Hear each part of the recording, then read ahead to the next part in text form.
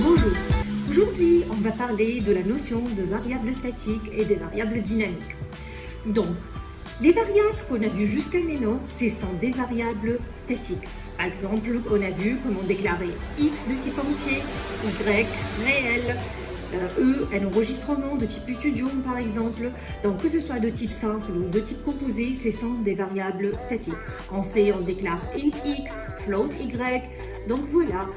C'est-à-dire variable statique, c'est-à-dire garde un espace mémoire tout le long de l'exécution d'un programme. Alors c'est quoi une variable dynamique? Donc une variable dynamique, c'est le contraire d'une variable statique. Elle n'occupe pas un espace mémoire tout le long du programme.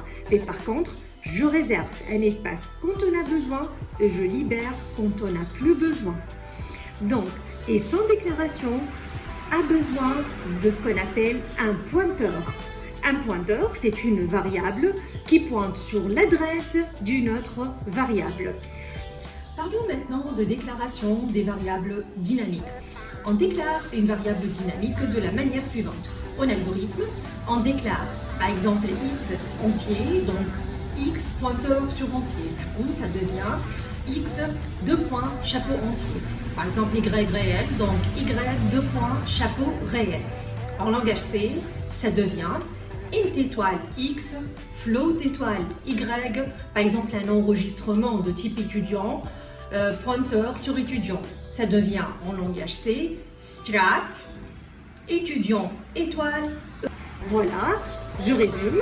Donc, une variable statique occupe un espace mémoire tout le long d'un programme.